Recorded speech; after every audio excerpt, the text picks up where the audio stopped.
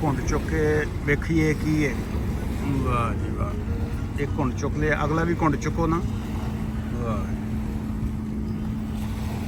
मैं क्या अपनी फोटो भी विखा दी है कि पता लगे कि घुंड किसी होर ने नहीं चुकया, घुंड असी आप ही चुकया। पंजाबी असी घुंड चुकन च बड़े मास्टर हाँ। अस्सलाम वालेकुम, नमस्कार एंड सत श्री अकाल दोस्तों, कैसे हैं आप? आई डू होप आप सब अच्छे होंगे जी।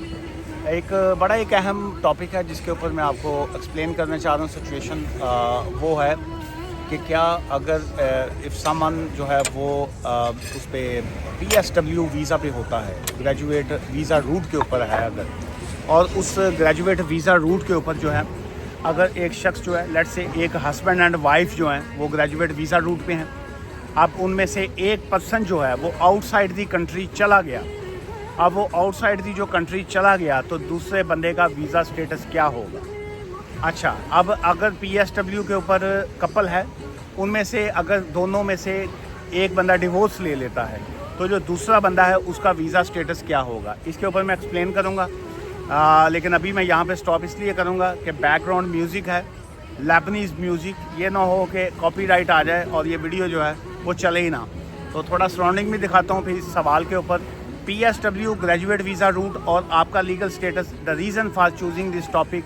चूँकि एक साहब थे, वो किसी जगह पे काम कर रहे थे और उनके माइंड में था कि उनके पास अगले साल तक का वीज़ा वैलिड है, चूँकि वो ग्रेजुएट वीज़ा पे थे। लेकिन वहाँ पे रेड पड़ी, इमिग्रेशन रेड हुई और वो पकड़े गए। जब वो पकड़े गए और उसके बाद उनको डिटेंशन सेंटर लेके गया और वहाँ से उनको अब रिमूवल की उनकी तैयारी थी। वो एक अलग बात है, अब डिबेट और तरफ जाएगी कि वो बेल हो गई उनकी, वो बाहर आए, किस बेस पे हुई, उस पर हम बात नहीं करेंगे। लेकिन ग्रेजुएट वीज़ा रूट और उसके जो डिफरेंट ऑप्शंस हैं उस पर बात करेंगे।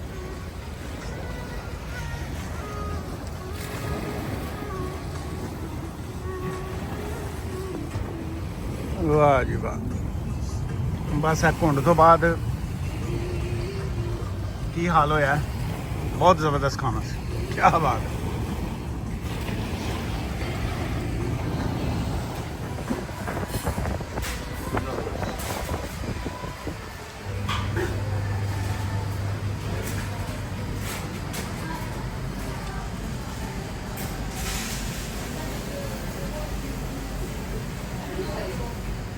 ये था जी लेबनीज़ फूड और ये इनसाइड इनका।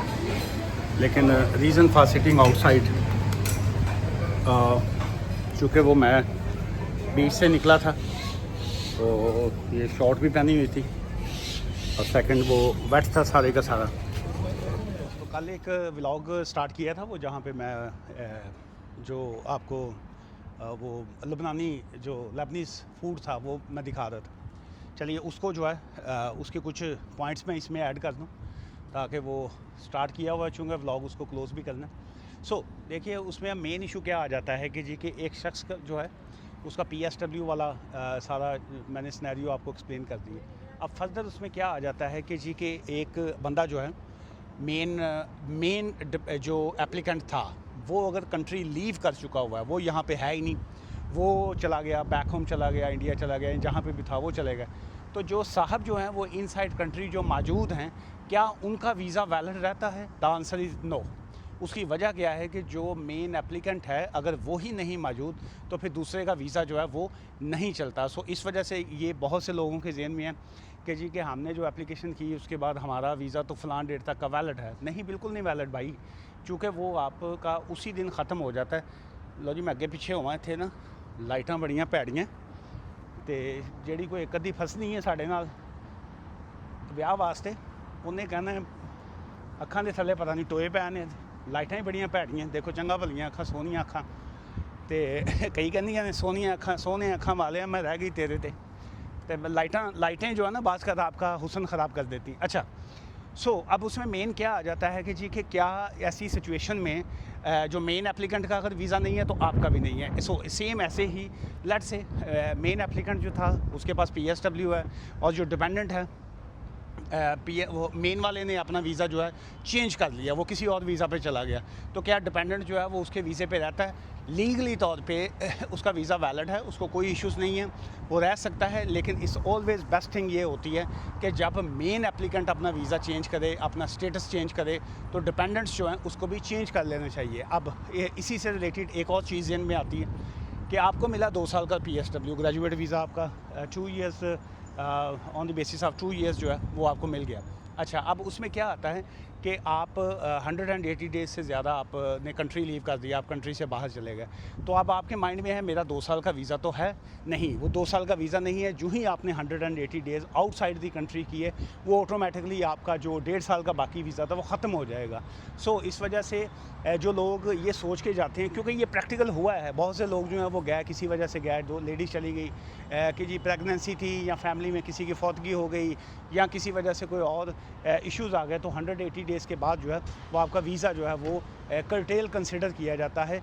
और अगर किसी के, मैं समझता हूँ इस तरह की सिचुएशन हो, आउटसाइड कंट्री जाके कुछ सीरियस किस्म के इश्यूज़ आ गए हैं, तो आपको as soon as possible Home Office से रब्ता करना चाहिए और आपको अपनी सिचुएशन जो है उनको एक्सप्लेन करना जो है वो लाजमी है। आज की इस वीडियो से मुझे इजाज़त दीजिएगा, नीचे कॉमेंट्स लाजमी कीजिएगा ग्रेजुएट वीज़ा PSW के हवाले से।